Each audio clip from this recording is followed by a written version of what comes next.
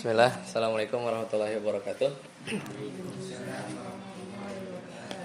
Alhamdulillah dan katsiran thayyiban mubarakan fih kama yuhibbu rabbuna wa yarda. Asyhadu an la ilaha illallah wa la syarika lah, asyhadu anna Muhammadan abduhu wa rasuluh.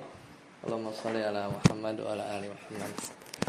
Alhamdulillahilladzi bi ni'matihi tatimmu shalihat. Alhamdulillah di sore hari ini kita bisa berkumpul ya. Kita bersyukur kepada Allah Subhanahu wa taala atas segala nikmat yang Allah berikan kepada kita. Dan di sore hari ini kita coba saling berdiskusi kali ya, saling berdiskusi, bercerita ya, kemudian saling menasehati ya dalam kebaikan. Salam semoga senantiasa tercurah kepada Nabi Muhammad sallallahu alaihi wasallam beserta para keluarga beliau, para sahabat beliau, para tabi'in, para tabi'ut tabi'in, dan semoga kita senantiasa istiqomah yang bersabar dalam menjalankan sunnah-sunnah beliau. Ya, di antaranya yang kita sedang lakukan di rumah Quran ini adalah belajar ya, menghafal, menuntut ilmu, karena Nabi SAW bersabda, talabul ilmi fardhatun ala kulli muslim. Nah, di sore hari ini jadi agendanya kita berdiskusi ya tentang kalau umur udah berapa ya? 13, 14 ada? 14 ya? 15 ada? Belum. 14 ya. Jadi semua udah balik? Ada yang belum balik? Semua udah? Udah. Wah, alhamdulillah ya. Berarti udah kena dosa ya kalau tidak sholat, kemudian dosanya sudah ditanggung sendiri. Kalau sebelumnya bukan nggak ditanggung, tapi memang belum tercatat ya, belum tercatat dari dosa. Nah, kemudian jadi dalam agama kita itu dari sisi umur itu kita terbagi menjadi 4 ya. Pertama, tiflun, anak-anak. Jadi dari 0 sampai 14 tahun ya, atau sampai balik lah ya. Itu disebut periode anak-anak ya. Udah lewat nih berarti. Kemudian rata-rata udah 14 ya. Kemudian dari 14 sampai 40 atau dari balik sampai 40 itu dinamakan syabab. Syabab itu apa? Pemuda atau pemudi ya, pemuda atau pemudi. Dari 40 sampai 60 itu disebut syekh. Ya, syekh itu tua, ya, bapak-bapak lah, bapak atau ibu. Sedangkan 60 sampai seterusnya ya, sampai seterusnya itu ya lebih tua lagi lah ya, itu sebut kakek-kakek atau nenek-nenek. Kalau di umat ini umurnya kan 60 sampai 70 kan, 60 sampai 70. Ada yang 100 tahun, perdana menterinya Malaysia ya, mantan perdana menterinya Malaysia. Itu masih hidup tuh 100 tahun, masih bisa naik sepeda ya, masih bisa naik sepeda. Berarti tapi kebayang ya, masih bisa pidato ya, masih bisa pidato. Tapi itu bonus ya yang Allah kasih. Nah, kenapa kita mau berbicara tentang pemuda? Karena ternyata nih kalau kita hitung nih, main matematika aja, dari masa kanak-kanak itu berarti cuman berapa? Ada kapan tuh sudah belum dia? Masih ini ya, 14 tahun ya kan? Anak-anak tuh masih 14 tahun. Kemudian dari 14 sampai 40, katakanlah 15 lah biar gampang. 0 sampai 15 itu anak-anak cuma 15 tahun. Kemudian dari 15 sampai 40 itu disebut apa? Disebut syabab. Disebut pemuda atau pemudi. Berapa tahun? 15 ke 40 berapa tahun? 25 tahun. Jadi lanjut. 40 sampai 60 itu disebut dewasa lah. 40 sampai 60 itu disebut bapak atau ibu gitu ya, bapak atau ibu. Berapa tahun? 20 ya kan? Dari 60 kata sampai 70 lah, karena umur Nabi SAW 63-an. Ya, lewat-lewat dikit bonus 10 tahun. Itu yang kakek atau nenek. Maka dari 4 lah, dari 4 kategori ini yang paling banyak, paling lama itu di masa apa? Di masa pemuda. Nah, umur berapa? Umur 13. Ini 14. Oh, seumuran ya. Terus 13. 14. Hah? 14. Ya, jadi baru masuk masa pemuda ya, baru pemuda dari umur berapa tadi? 14 atau balik ya, sampai berapa? 40. Ya, 40. Satu Lukman umur berapa? Hah? Oh, 20. Nah, 20. Kalau Ustaz siapa? Miftah? Dia 2004. Bawahnya ya, berarti 20 ya, 21 ya. 21. Ya, jadi semua pemuda ya kalau dalam syariat Islam. Umur ana itu 31. Ya, 31. Ya, jadi 9 tahun. Nah, dan apa namanya? Puncak kekuatan ya, puncak manusia itu apa namanya? Punya energi yang tinggi, puncak semangatnya besar ya. Semua mau dicoba, naik gunung ayo. Ada yang pernah naik gunung? Hah? Ada yang pernah naik gunung enggak? Belum. Mau enggak? Nah, tuh catat ya, mau naik gunung. Mau berselancar ya, mau main lah, itu fase-fase pemuda. Ini masih pemuda awal. Mungkin kalau ana pemuda yang tengah-tengah ya. Pemuda yang mungkin udah mateng, kayaknya Ustadz Dede ana beda 5 tahun lah, katakanlah 36 atau 37 ya Ustadz Dede ya. Jadi hampir mau 40 ya, hampir 40. Maka kata Nabi sallallahu alaihi wasallam ya puncaknya itu di umur 33 ya, umur 33. Dan kita manusia, mudah-mudahan Allah masukkan kita ke surga, itu nanti di akhirat kita akan dibangkitkan semua umur sama.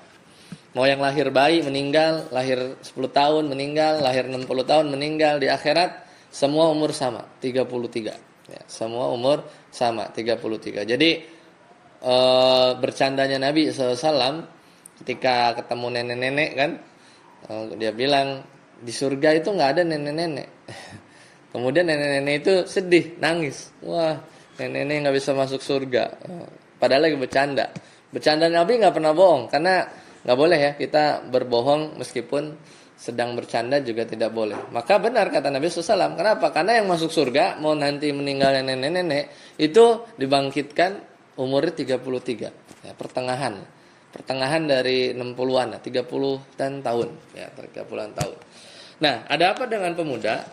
Nah, pemuda itu ternyata waktu dalam kehidupan kita yang sangat paling ditanya ya, paling dikhususkan, paling spesial ya. Jadi dalam Al-Quran, bahkan dalam hal-hal yang biasa kita yang ditanya kata Nabi SAW ya, hadisnya bentar ya.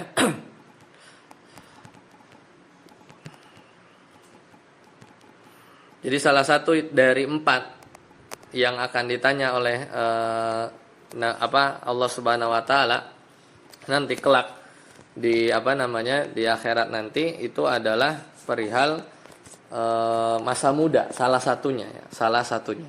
Maka padahal kita juga ditanya tentang waktu kita dihabiskan untuk apa ya.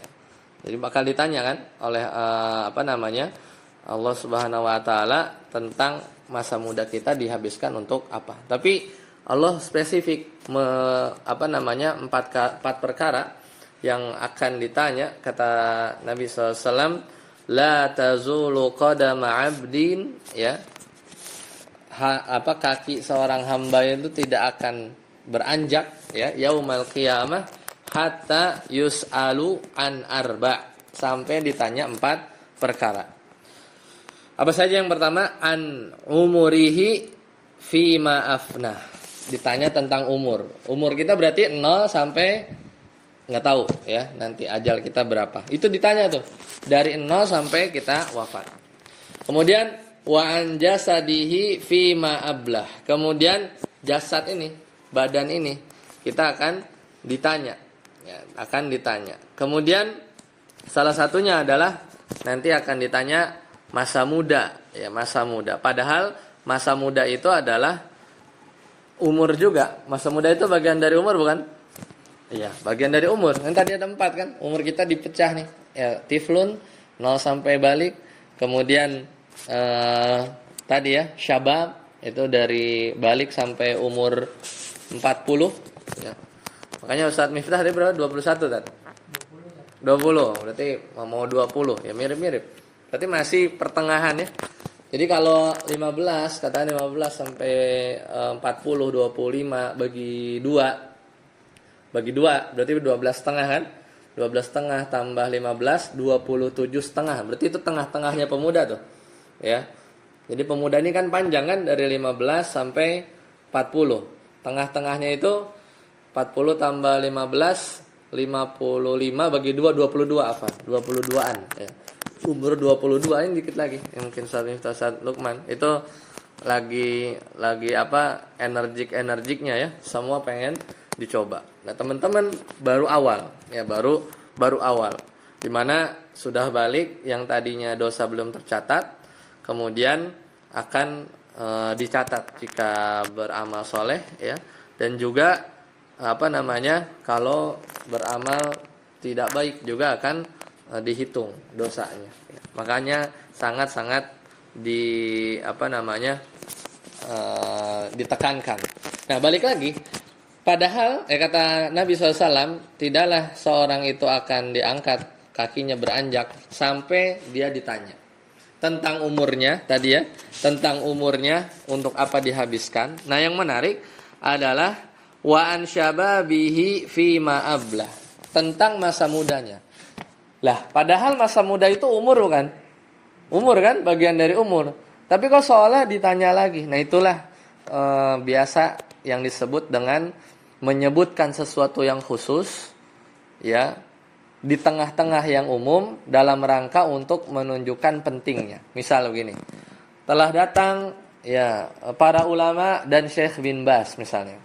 Padahal Syekh bin Bas ulama bukan? Ya, ulama. Tapi disebutkan juga. Atau misalnya Rabbul malaikati warruhu fiha. Padahal ar-ruh itu malaikat Jibril, malaikat bukan? Malaikat. Tapi kok disebut lagi? Pada datang malaikat dan ruh. Ar-ruhul Qudus itu adalah Jibril. Nah, ini menunjukkan bahwa yang disebut itu adalah sesuatu yang khusus. Sama tadi, masa muda ditanya lagi, padahal akan ditanya tentang umur, padahal pas ditanya umur masa muda masuk enggak? Masuk, tapi ditanya lagi. Nah, ini menunjukkan masa muda itu sangat-sangat penting, ya, sangat-sangat penting.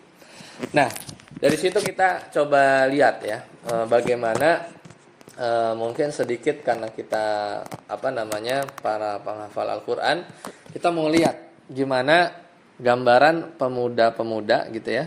Pemuda-pemuda atau pemudi juga yang ada dalam Al-Qur'an. Coba kita sebutin. Ada apa aja di Al-Qur'an yang Allah sebut pemuda? Siapa? Ada yang tahu enggak?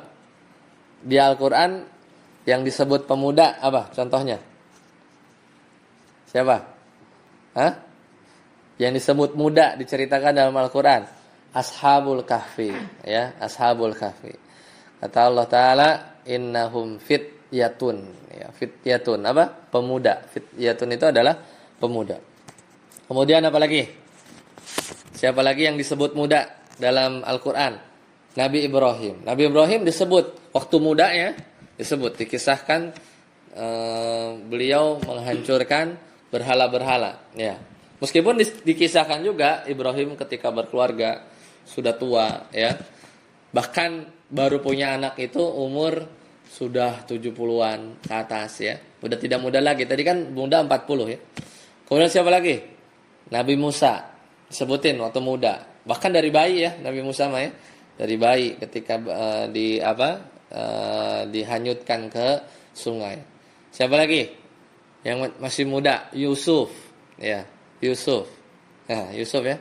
Nah, itu dikisahkan dalam Al-Qur'an juga. Nah, kita lihat gimana gambaran mereka, ya, gambaran mereka. Kenapa? Karena di masa muda itu kita akan banyak apa namanya? Jadi gini sebenarnya. Ini cerita yang udah lewat masa mudanya. Sebenarnya kita masih sama kan, masih pemuda. Seenggaknya sudah berlalu lah masa-masa seperti teman-teman semua. Itu pasti nanti akan menyesal ya. Akan nyesel kalau nanti masa muda kita itu nggak dimanfaatkan buat apapun lah. Menghafal, berlatih, ya, mencoba hal yang baru tapi bermanfaat. Ya karena nanti kalau sudah agak dewasa gitu ya atau sudah mulai berkeluarga itu akan sulit ya, akan sulit. Maka semua ilmu itu kalau bisa diserap di masa-masa yang di awal-awal ini. Karena nggak akan pernah nyesel ya, nggak akan pernah nyesel dan tidak pernah akan rugi juga. Belajar rugi enggak? Waktu kita misalnya rugi buat belajar sedangkan teman-teman yang lain mungkin main gamenya terlalu berlebihan gitu ya. Main game boleh, cuman ketika terlalu berlebihan ya semua lupa ya, tidak dilakukan hal-hal yang seperti teman-teman di sini bersyukur ya bisa menghafal dan seterusnya, maka nanti akan menyesal. Dan biasanya, nah ini yang dikhawatirkan itu ketika nanti beranjak ya kita fase selanjutnya, kita mulai bekerja, kita mulai ya dalam tanda kutip menuju dewasa, itu nanti masa muda itu akan berpengaruh ya. Jadi umumnya kalau pas kita mudanya rajin gitu ya, kenal dengan Al-Qur'an, harusnya kita nanti ketika sudah dewasa juga masih ya tertaut dengan Al-Qur'an ini. Harusnya ya. Jadi kalau kita ikhlas harusnya lurus terus. Tapi nggak jarang waktu mudanya belangsak misalnya ya nongkrong, tapi gedenya penghafal Quran juga ada, cuman jarang. Kita kan nggak mau kita mah yang normal-normal aja lah. Tapi juga ada juga yang mudanya misalnya terus berinteraksi dengan Al-Quran, tapi nanti dewasanya mungkin jadi bandel juga. Nah itu bisa jadi ya nggak banyak, nggak sedikit juga ada, tapi itu satu hal yang harusnya nggak jarang, termasuk jarang. Ya mungkin disebabkan karena hal yang lain ketika ketemu teman yang beda ya, beda lingkungan lagi gitu ya. Karena yang mahal dalam satu kita berkumpul di lingkungan yang seperti ini itu adalah yang mahal tuh lingkungannya ya, yang mahal itu lingkungannya. Jadi dulu waktu anak kuliah, sini ada yang mau lanjut kuliah, udah nulis cita-cita belum ya? Ya, tulis aja cita-cita mau jadi apa ya? Mau jadi ustadz ya, masya Allah ya. Kalau penghafal Al-Quran itu tujuan semua orang lah, tujuan semua orang. Cuman kalau mau SMA misalnya ke pondok yang lebih bagus lagi, ya tulis aja cita-cita. Nanti jalan rezeki ya, beasiswa insya Allah ada jalan ya, ada jalan. Kemudian nanti kuliah juga mau ngambil umum silahkan ya. Mau yang belajar pesawat ya, masuk teknik dirgantara ya. Yang mau sekarang lagi ngetren itu adalah artificial intelligence ya. Kita taunya ChatGPT gitu ya, atau ya robotik ya, bisa masuk teknik elektro atau teknik informatika ya. Kemudian yang mau belajar tentang alam ya, kita bisa masuk teknik geologi ya. Jadi gitu ya. Karena ada ilmu-ilmunya yang bisa kita pakai dan nggak melulu penghafal Al-Quran itu harus masuk pesantren, nggak juga. Tapi kalau mau masuk fakultas hadis ya, atau lanjut mondok lagi menjadi penghafal Al-Quran, S1-nya lanjut lagi ke Islam, Universitas Islam Madinah, itu juga sangat bagus ya, sangat bagus. Di sana mau belajar hadis ya, itu bisa. Mau belajar akidah bisa, mau belajar dakwah bisa, mau belajar tentang bahasa Arab ya secara khusus bisa juga. Ya, jadi tergantung nanti rezekinya masing-masing, tapi itu ditulis ya. Kita nulis cita-cita itu adalah satu hal yang kita harus punya ya. Minimal kita terus berinteraksi. Nah, mungkin nanti perlu jadi kepikiran nih pas ngomong barusan, baru kepikiran. Nanti mungkin entah diundang, entah lewat online, tapi bagusnya sih offline.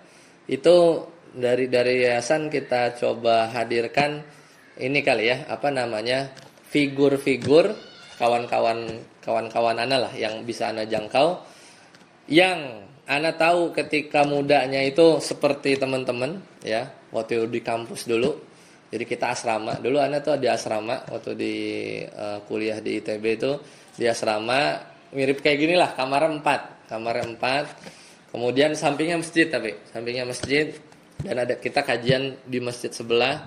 Kemudian kita menghafal. Kemudian ketika kita naik kelas nih, misalnya kayak kelas 8 naik kelas 9, itu yang kelas 9-nya atau kita kakak tingkatnya itu kita nyewa rumah lagi, ya, nyewa rumah lagi, bikin yang sama, kemudian kita tarik mahasiswa-mahasiswa yang baru itu untuk ngekos juga tinggal, dan kita belajar Al-Qur'an, belajar bahasa Arab, ya. Nah, tadi yang mau saya ceritakan adalah yang dulunya saya kenal. Nah, sekarang tuh yang jadinya macam-macam, ada yang jadi ustadz, ya kan? Ada yang jadi ahli geologi, ya, ada yang jadi ahli robotik, ya, ada yang kerjanya sekarang di US, di Amerika, ada yang kerjanya di Jepang, ya, ada yang jadi dokter, ada yang kuliah di Korea, ya, dia ahli teknik kimia, jadi banyak, ya. Jadi ada yang ahli farmasi, ya, obat gitu, ya. Jadi banyak, tapi semua ini basic. Hal-hal kayak gini itu bukan sesuatu yang menjadi penghalang kalau teman-teman istilahnya coba nanti kita perkenalkan supaya sejak SMP itu, meskipun masih ada satu tahapan lagi nih SMA, ya, sebenarnya yang harus tahu tujuan kita itu nanti mau kemana itu sebenarnya di umur-umur SMA, ya. Mudah-mudahan kita ada kesempatan, ya, kalau planningnya Ustadz Dede itu kan pengennya sampai SMA ini selesai, ya. Kemudian kuliah itu kita coba carikan beasiswa, itu yang selalu disebut oleh sama Ustadz Dede, ya. Mudah-mudahan itu bisa terlaksana, dan nanti tadi, ya, dihadirkan itu supaya ngasih motivasi lah, ngasih gambaran di luar sana itu dunia itu seperti apa sih. Kan kalau di sini kan kita di Al-Qur'an paling main bola, ya. Kemudian yang belum punya sepatu berapa orang? Ya, yang sepatu bola apa ya? Yaitu Ustadz Dede udah notice, ya, supaya nanti bisa disediakan, ya, biar sama gitu, ya. Biar enak main, ya, yang berurusan dengan kaki. Nah, kemudian tadi balik lagi supaya nanti teman-teman itu tahu, ya, dunia di luar sana itu seperti apa. Dan di sini, ya, teman-teman itu beruntung, dan salah satu bentuk kita bersyukur adalah kita berusaha sekuat tenaga, ya, dalam belajar. Kenapa? Karena meskipun di luar sana banyak teman-teman kita yang mungkin tidak mendapatkan kesempatan yang sama, ya, seperti teman-teman di sini, maka kita gunakan nikmat yang Allah berikan. Ini nikmat, ya, nikmat yang mungkin sekarang itu belum terasa, ya, atau mungkin sudah ada yang merasakannya nyaman misalnya belajar, tapi nanti akan lebih terasa lagi itu ketika sudah keluar dari sini, atau nanti di umur-umur setelahnya merasa tidak akan pernah rugi lah belajar sama Ustaz Miftah, belajar sama guru-guru di sini, ya, tentang Al-Qur'an, ya, tentang kehidupan, ya, dan apapun lah yang diajarkan di Rumah Inspirasiku. Maka jangan sampai kita menyia-nyiakan kesempatan yang baik ini. Nah, tadi mudah-mudahan diingatkan lagi, ya, tentang tadi, ya, Ana coba usahakan hadirkan tadi, ya, figur-figur yang mungkin ada dan bisa berkunjung ke sini, cerita tentang apa yang dilakukan, kemudian baik itu yang ustadznya, ada yang jadi engineer-nya, ada yang jadi guru, ada yang jadi peneliti, ya, ada yang jadi dokternya. Karena punya kawan-kawan yang dia dulunya modelnya seperti kita, ya, belajarnya itu dari ketika masa mudanya itu belajar Al-Qur'an. Nah, itu yang mudah-mudahan kita bisa hadirkan. Nah, balik lagi tadi ya, selama itu belum ada, kita juga punya panutan-panutan tadi, ya, pemuda-pemudi contoh yang ada di Al-Qur'an. Nah, yang paling menarik itu adalah Ashabul Kahfi. Ini yang pertama, ya. Jadi tahu, ya, jadi yang tadi yang disebutkan dalam Al-Qur'an itu pemuda, ada Ashabul Kahfi, ada Nabi Ibrahim di masa muda, ada Nabi Yusuf di masa mudanya juga, ada Nabi Musa di masa mudanya, setidaknya ada 4. Ya, ada beberapa lagi. Tapi yang paling kentara itu adalah Ashabul Kahfi. Tahu Ashabul Kahfi itu siapa? Itu pemuda ya, di bawah 40 tahun. Dan mereka itu adalah anak para bangsawan, orang-orang kaya, orang-orang tajir melintir gitu ya. Tapi fitrahnya itu membawa kepada mereka untuk tidak suka apa yang dilakukan oleh masyarakatnya ketika itu. Bayangkan, seorang pemuda itu udah kenal, sudah tahu di kehidupannya itu, di masyarakatnya itu melakukan kesirikan. Kan kalau mungkin pemuda zaman sekarang, kalau di masyarakatnya hancur, ngikut ya. Di masyarakatnya ini terkenal suka tawuran, ngikut juga. Antar kampung ribut, bahkan anak kecilnya juga ribut. Ya, misalnya masih ada satu masyarakat lingkungan yang orang gede-gedenya aja tuh suka ribut, pasti bawahnya juga ribut. Nah, itulah biasanya pemuda. Tapi ini ketika itu di zaman ikhtilaf para ulama, Ashabul Kahfi itu apakah di zaman pengikut Nabi Isa atau di zaman pengikut Nabi Musa? Yang jelas dari kalangan Bani Israel. Tapi berselisih para ulama apakah Ashabul Kahfi itu di zaman Nabi Isa atau di zaman Nabi Musa. Nah, ketika itu di masyarakatnya itu mau melakukan perayaan-perayaan yang sifatnya berbau kesyirikan. Nah, tapi ya pemuda ini itu tidak mau ya, tidak mau mengikuti. Akhirnya dia kabur ya. Dia pergi ke mana? Ke gua.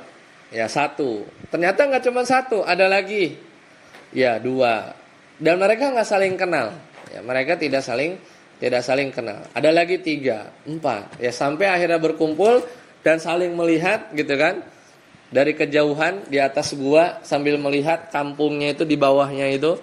Mereka melakukan perayaan yang di sana dipenuhi dengan kesyirikan. Kemudian mereka akhirnya bertanya, "Lah kamu ngapain ke sini?" Oh, kamu tanya, kenalan. Akhirnya tahu bahwa mereka ini semua pergi, nggak mau ikutan dari perayaan kesyirikan yang ada di masyarakat. Ini poin yang bagus. Jadi masih muda itu peka terhadap lingkungan. Karena banyak kan ya seorang kadang pemuda itu pokoknya kalau lingkungannya mungkin ada maling lah, ada hal yang negatif ya, itu biasanya nggak mau tahu. Tapi lihat pemuda Ashabul Kahfi ini dia sangat peduli ya, melihat lingkungan.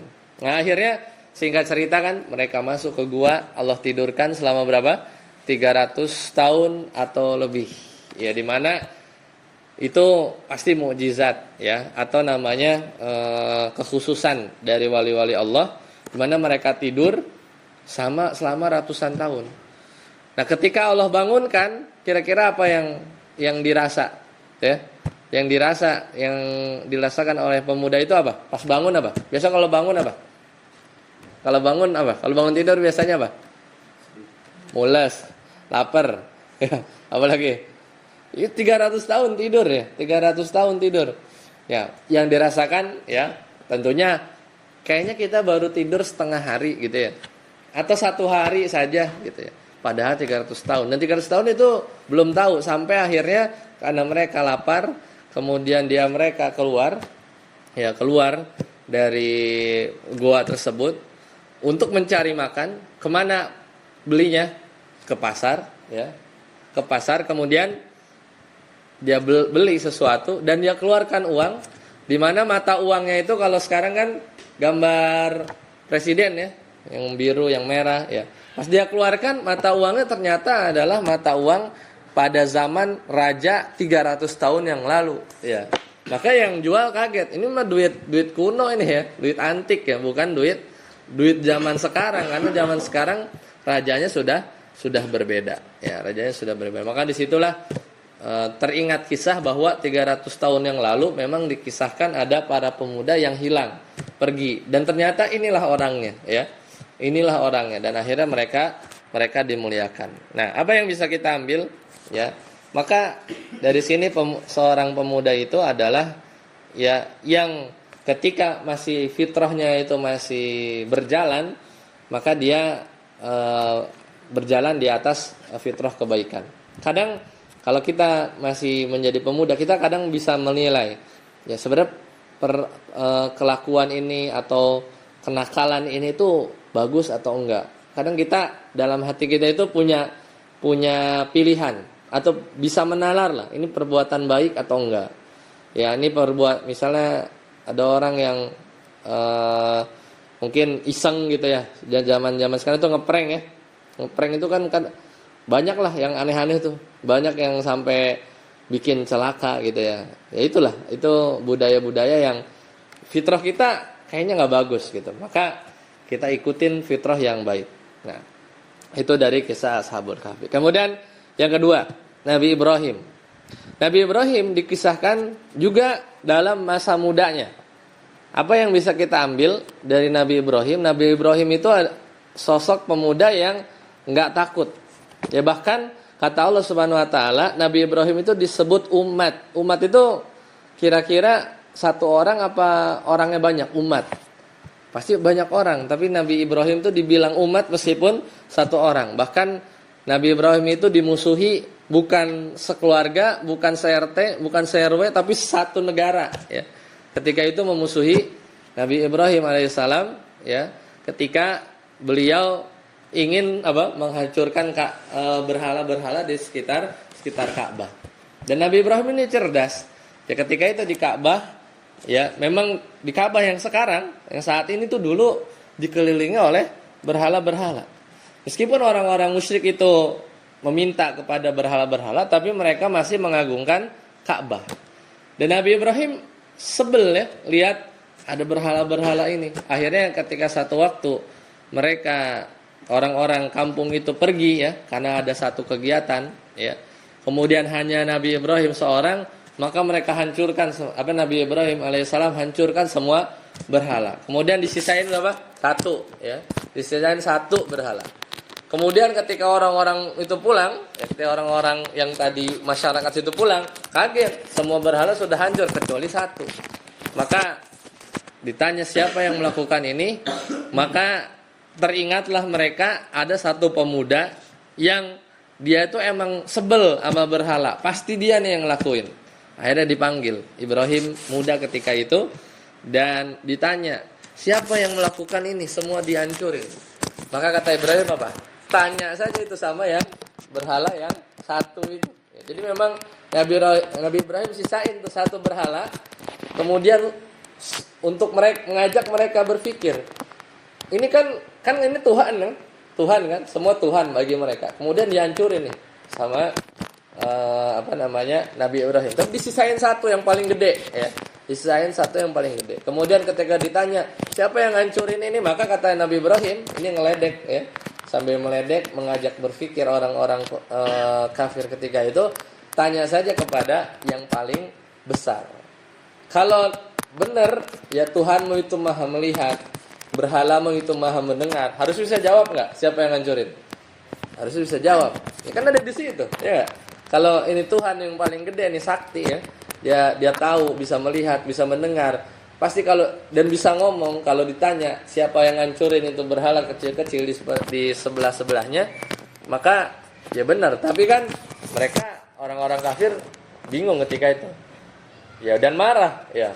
Masa disuruh tanya sama batu? Ya iya itu. Itulah bukti bahwa batu itu bukan Tuhan. Buktinya apa? Enggak bisa mendengar. Padahal Allah Maha Sami', ya, Maha mendengar. Enggak bisa lihat juga, padahal Allah Basir, ya, Maha mendengar juga. Ya, dan enggak tahu apa-apa juga. Ditanya diem, enggak bisa ngomong juga, padahal Allah ya punya sifat berbicara. Kemudian tentunya enggak tahu apa-apa karena hanya batu, padahal Allah punya sifat alim, ya, yaitu Maha mengetahui.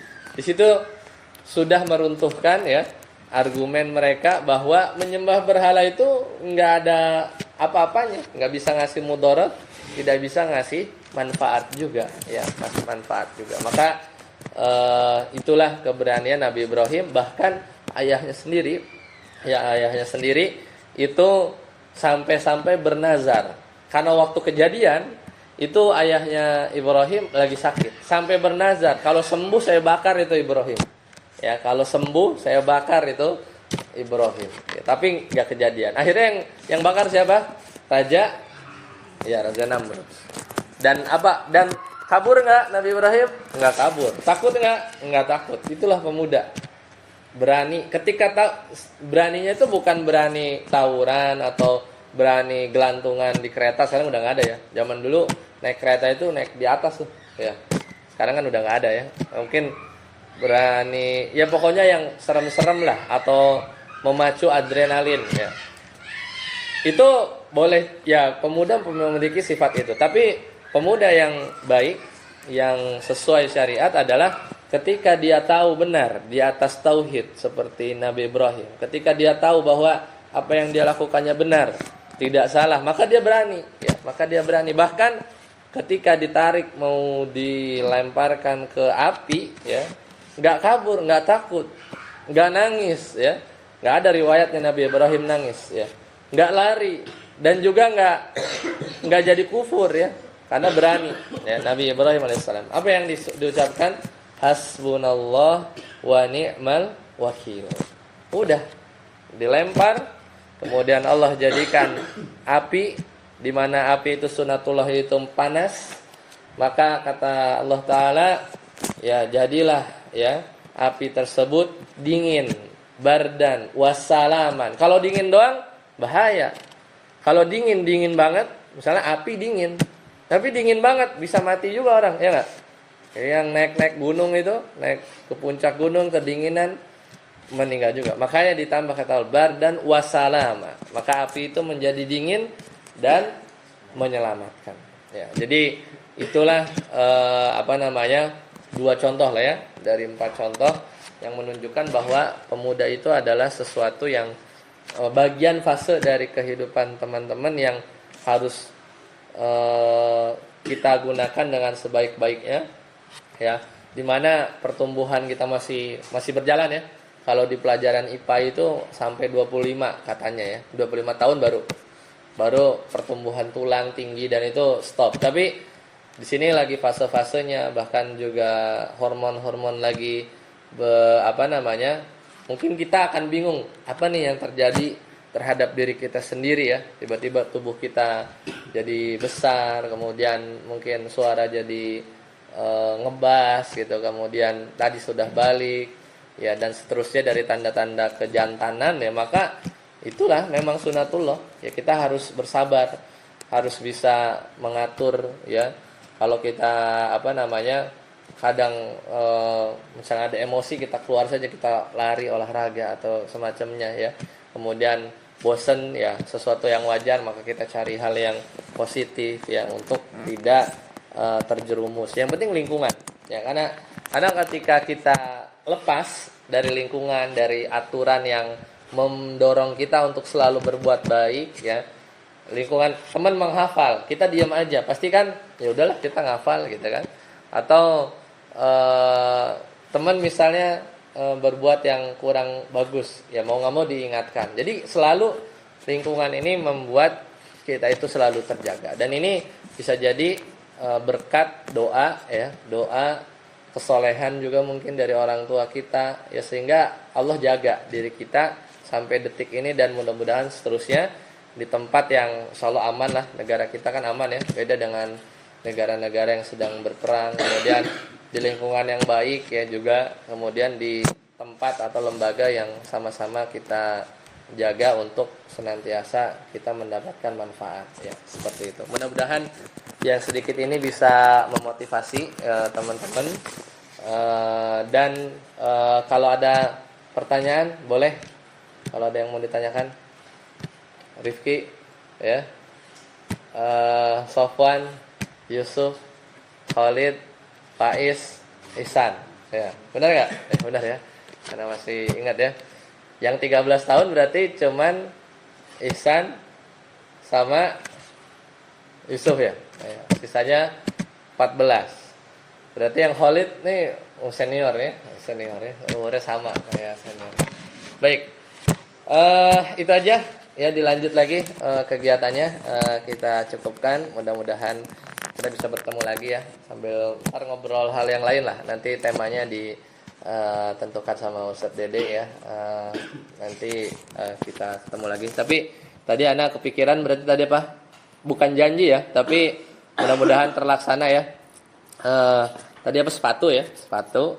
Kemudian tadi kalau bisa kita coba undang figur yang dulu juga contoh yang baik dan sekarang itu dia tuh berkiprah sebagai apa gitu ya, sebuah motivasi. Mungkin ada anak undang misalnya tadi misalnya ahli geologi, mungkin salah satu dari 6 ada yang nanti juga tertarik di geologi, atau anak undang yang jago ngoding gitu ya. Ya nggak apa-apa nggak ngerti juga, tapi nanti siapa tahu pas kuliah jurusan informatika bisa kerja di Google ya, kerja di Microsoft ya, kerja di apa misalnya Amazon ya, atau ya perusahaan-perusahaan yang terkait ya tadi ya robotik, teknologi ya, atau ada undang Ustadz ya, yang sekarang ada yang di Madinah ada kenalan ya, kemudian di yang kuliah di apa Yaman ada ya, yang di Yaman mulazamah, kalau lagi di kalau teman Ana ada satu lagi di Indonesia juga ya. Jadi Yaman Ana bisa Ana tarik sini ya. Suruh cerita tentang kalau kuliah di Yaman tuh gimana. Ah, boleh ya. Ana supaya ya nanti nggak tahu mana yang nyangkutnya kan, mana yang nyangkut, mana yang diingat, dan nggak tahu takdir kita seperti apa. Coba nanti Ana coba apa ya intinya satu persatu lah ya. Kita coba undang supaya dia bisa bercerita lah tentang dia seperti apa dan dulunya seperti apa ya, supaya nanti bisa memotivasi. Atau anak undang juga yang misalnya ahli di bidang farmasi ya, ya itu juga ada, bahkan dosen sekarang bisa ceritalah tentang obat ya, apa bedanya sama herbal ya, kemudian gimana ya obat-obatan itu ya, kenapa kemarin ada vaksin COVID ya, cerita-cerita itu aja ya. Jadi supaya nanti siapa tahu juga ada yang belajar tentang biologi ya, tentang farmasi atau jadi dokter, kita bisa menginspirasi ya. Itu aja. Fastabiqul khairat, kita tutup. Subhanakallahumma bihamdika asyhadu alla ilaha illa anta astaghfiruka wa atubu ilaik. Assalamualaikum warahmatullahi wabarakatuh.